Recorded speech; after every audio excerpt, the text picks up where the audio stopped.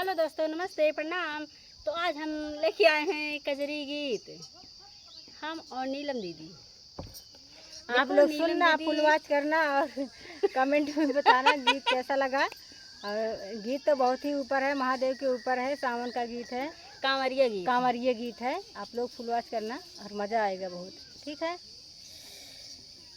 पिया हो लागल बा सावन के महीना, चला चली देवघर नगरियाना। पिया हो सावन के पावन महीना, चला चली देवघर नगरियाना। पिया हो सावन के पावन महीना, चला चली देवघर नगरियाना।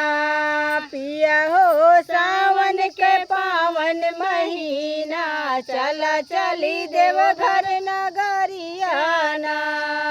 चला चली देवघर नगरियाना, कि चला चली देवघर नगरियाना।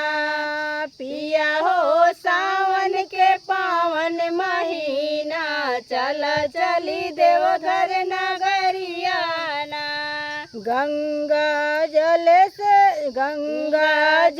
चढ़े शिव के द्वारे, मांगन मांगी हमें अचर पसारे।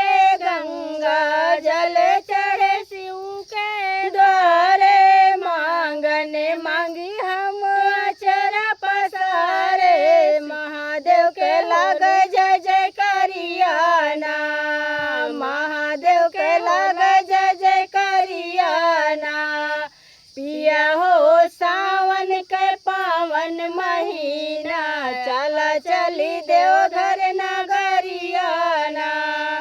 पिया हो सावन के पावन महीना, चला चली देवघर नगरियाना। पिया हो सावन के पावन महीना, चला चली देवघर नगरियाना। चला चली देवघर नगरियाना, कि चला चली देवघर नगरियाना। पिया हो सावन के पावन महीना, चला चली देवघर नगरियाना। पिया हो सावन के पावन महीना, चला चली देवघर नगरियाना।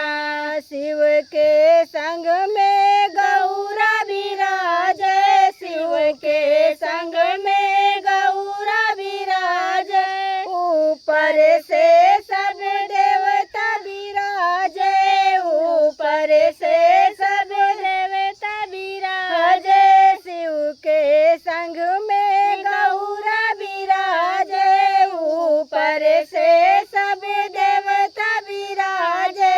आवा चली काशी नगरियाना, आवा चली काशी नगरियाना।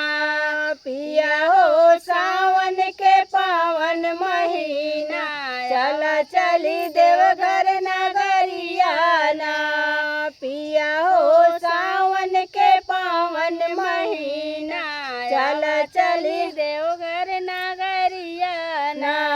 चला चली देवघर नगरियाना, कि चला चली देवघर नगरियाना। पिया हो सावन के पावन महीना, चला चली देवघर नगरियाना। पिया हो सावन के पावन महीना, चला चली देवघर नगरियाना। रिम झिम बरसे बदरिया, रिम झिम बरसे बदरिया। कैसे के आई भोला तोहरे दुआरिया, कैसे के आई भोला तोहरे दुआरिया।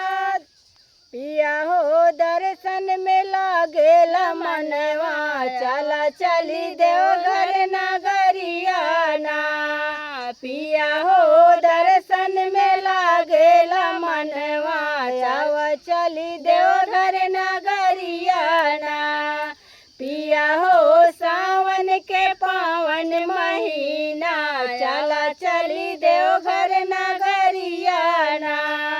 पिया हो सावन के पावन महीना, चला चली देवघर नगरियाना। तो चला हो बहिनी, महादेव। देवघर चले को तो चलत जा। हर हर महादेव, राधे राधे।